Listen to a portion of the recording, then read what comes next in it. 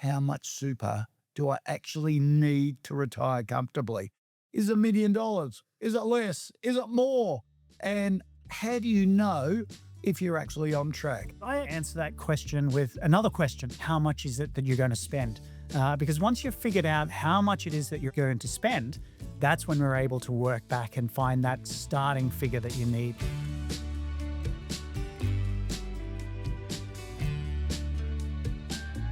G'day and welcome to In the Hammock, the podcast and video series designed to support you and your superannuation with brighter super experts helping you build confidence on your path to retirement. We're here to make super and retirement feel a whole lot simpler. I'm David Koch. Joining me now is Peter Hoban, a member account manager at Brighter Super. Pete, thanks for joining us. David, good to see you. All right, so we're going to cover a whole lot of things today. Do you really need $1 million? As we sort of flippantly talked about at the start. Why two people retiring can be totally different and had totally different circumstances. The great fear about running out of money, is that an issue at all? So, Pete, let's start with the big one. Everyone throws a magic number around. Run us through that process to start with. So everything that you and I are going to talk about is just factual information and general advice only. For anyone who is listening, if they are going to act on anything that we're talking about, I would really encourage them to consider their personal circumstances or seek advice. A great place for people to start when they are thinking about their income is what's called the ASFA retirement standards. So there's an organisation out there called ASFA, the Association of Super Funds of Australia, ASFA, and every quarter they survey retirees and get an idea of what it is that they're spending. And they do break those income levels down to a modest and a comfortable retirement. You can log on to or join the ASFA website and you'll be able to see some detailed budget breakdowns down there. Just jumping in, that's a really good place to start, is it? And the fact they break it down, you can look at it yourself and go, oh, I won't spend that amount on restaurants, but I'd like to spend more on travel. Or, hey, I'm a golfer and I go on golfing trips. I need a bit more here than there. That's what you've got to use it as, isn't it? Almost a little starting point for you to fiddle around and think about. There's about 50 or 60 different line items in that retirement standard, and I could use it to work out where my money was going. Yeah. And once I'd figured that out, then I was able to work out how much it was I was going to need in the future. Like anyone that says to me, I don't need to do a budget, it's all in my head, I always say to them, write it down because I would think you might be surprised when you see it in black and white. So what are some of the big questions you should be asking yourself in terms of putting that plan into access, sort of using the budget for your retirement? People really need to start thinking about what is it that they're going to do once they retire. Most people are going to work, 8 hours a day, 5 days a week, 48 weeks a year. If you're not turning up to a job, that is a lot of time that you're going to fill. But people can really get a benefit from sitting down and thinking about, if I had this amount of time available to me, how would I spend it if I had the absolute choice? Okay, so it's questions like, how long will I be retired for? Do I have a house or not? Do I have a mortgage? Are they some of the things you got to consider? People's income changes when they retire, but also their spending habits might change when they retire. Most people who have retired tend to tell me in that first 12 months, they've never been busier. I say, I don't know how I found the time to go to work. Yeah. But being that busy does come with an expense. So they normally notice that their spending may spike a little bit in that first 12 months.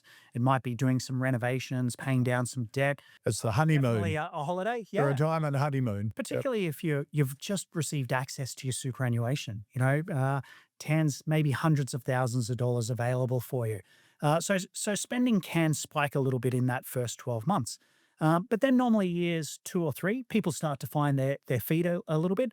Those big expenses are out of the way, maybe still doing a bit of travel, but they're starting to formulate an idea of what retirement's going to look like. And I'd probably say by about year 5, most people have settled down into their routine and they're comfortable with this new lifestyle. So, Pete, what does ASFA actually say are the figures you need to retire on? Well, this is the March quarter 2026. What they're saying for a couple to have a comfortable retirement, looking at a weekly expenditure of just over $1,500 per week, about $78,500 per year. For a modest lifestyle for that couple, looking at about $1,000 a week or 52 odd thousand dollars a year. For singles who are looking for that comfortable lifestyle, it's a little bit less, just under $1,100 per week or about $56,000 a year. And for a single for that modest lifestyle, just a touch under $700 a week or $36,500 per year. Now, to generate that level of income, if you are looking for a comfortable retirement, a couple's probably going to need a balance of about $730,000, and a single person probably looking at a balance of about $630,000.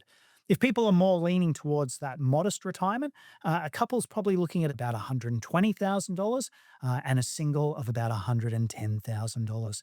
Now, these figures are actually updated, so if anyone does want to keep track of them, we've included the link to the ASFA retirement standard in the show notes. And I suppose you've got to bring in, if you like, big family or life questions, is it? Do you want to leave an inheritance to your kids? Do you want to help kids with mortgages or buying a house or deposits? You've got to factor that in as well. Absolutely. Yeah. Some of those big, I guess, lump sum withdrawals, you'd call them, really can impact the income that you're able to generate in the future.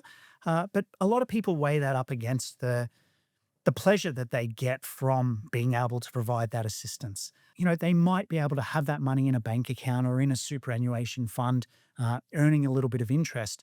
But the emotional satisfaction that they get from being able to help their children make that change is worth more to them than any sort of income could be. And you mentioned a bit earlier that you've got to take into account when you're doing your budget that your spending habits do change within retirement. I do find, again, in that first few years, people are sometimes overly cautious. They actually overestimate how much it is that they think they're going to have to spend. One of the things we can talk about a bit later is when you set up a pension account, you are required to take a payment from it, and people quite actually overestimate how much it is. Let's expand on that a bit as well. Without getting too technical, how should people think about turning a super balance into an income stream for them? Sure. Well, an important starting point is that once people are over age 60, there's no tax on anything they take from super. So it doesn't matter whether they're taking it as a lump sum withdrawal or they're setting up regular payments from an income stream. Another important point is you don't actually have to take anything out of superannuation. People can stop work and they can just leave their money in an accumulation account for as long as they like. Investment earnings in accumulation accounts are actually concessionally taxed. They're only taxed at 15%. But most people do look at moving their money from an accumulation account into a pension account. Which is only natural, is it? You're used to getting a wage and a regular income. So it sort of helps with that not changing your habits too much in retirement. And that's why most people look at setting it up into a pension account or an income stream account. It's still invested, it's still working for you. And from there, people can choose how much it is they want to get paid, what the payment frequency is. So quite often I'll see people when they do retire, maybe set up a fortnightly payment because that helps them ease from receiving, an income from an employer. When people do set up a pension account, you do need to take a payment for it. So for anyone up to age 65, it's 4% of the balance. Easy sums on that. If someone opens up a pension account with $300,000, that's only $12,000 that they have to take in a year. Most people will access more than the minimum that they're required to. Okay.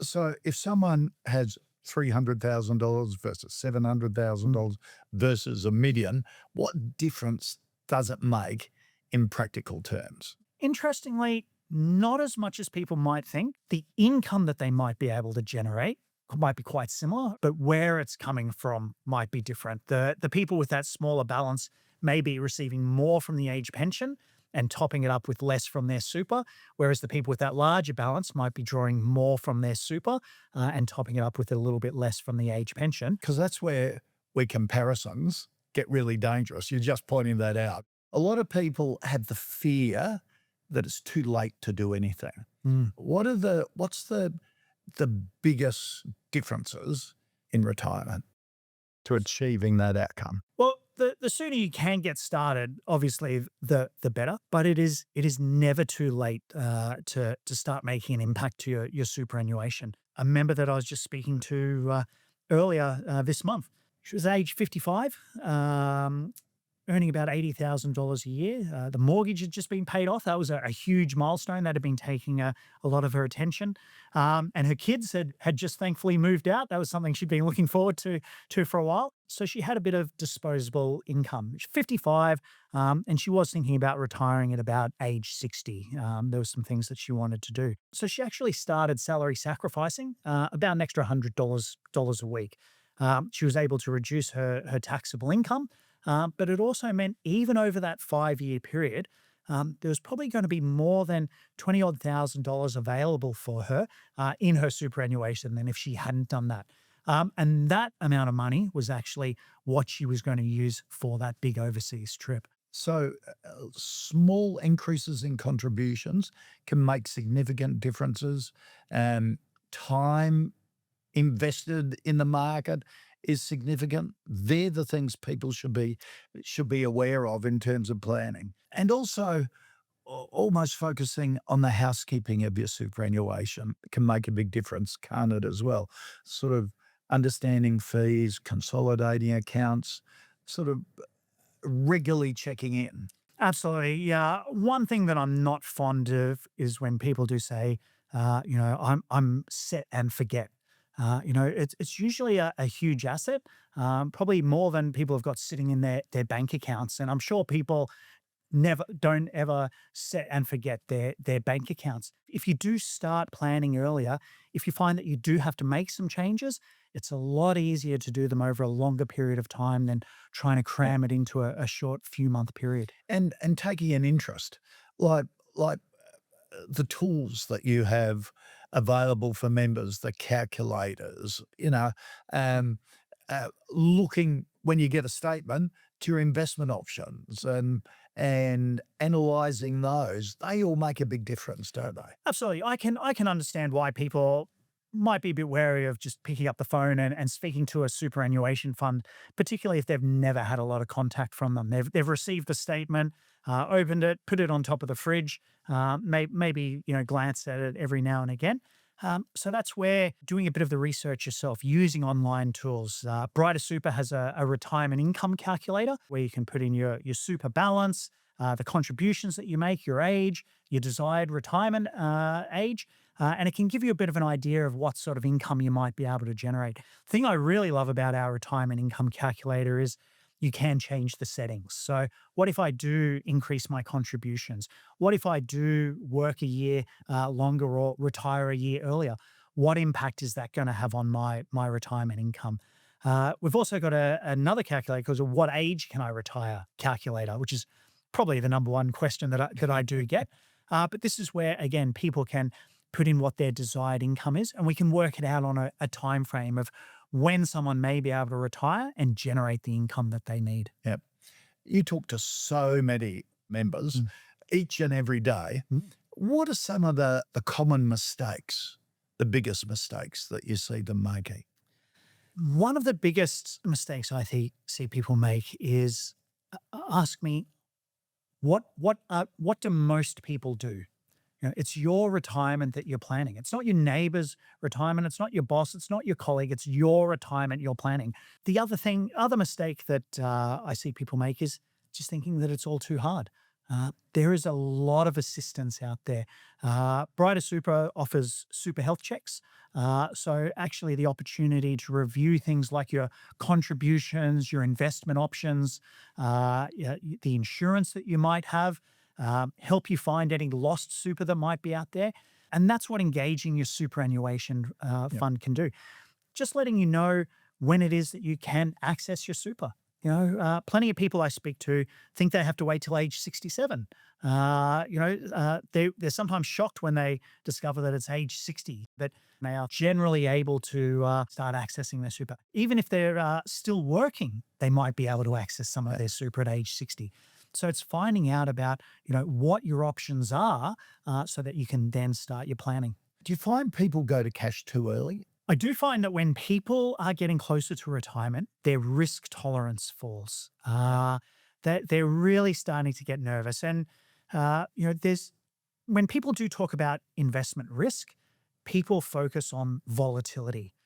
Whereas another side of investment risk is not actually generating the returns that you need to give your superannuation that longevity. Yeah. I think It can it's, get too conservative because retirement's a long time now, isn't it?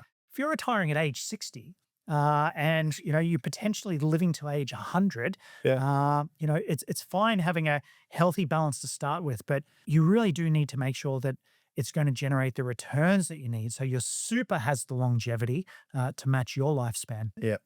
Pete, some great advice. So for anyone listening or watching this podcast, what are the big takeaways, important takeaways you think they should be acting on now? Well, start thinking about your retirement. Make that plan. Breaking it up into the smaller pieces is the way to go. Yeah. You don't need to spend a lot of time. It's just being aware of how much am I contributing into my super? How is it invested? What are the fees that I'm paying? Do I have insurance that I might not need to be paying for? People feel great that they've ticked that off their list. Then they can start putting some of their energy into that forward planning and the really fun part of thinking about retirement. Yeah, it is great advice. It's been fantastic chatting, Pete. Thanks very much for joining us. David, it's a pleasure. And thank you to you for watching. If you found this helpful, give it a like and share it with someone who's thinking about retirement. And make sure to follow or subscribe to watch or listen to future episodes and keep building your confidence on your path to your brighter retirement.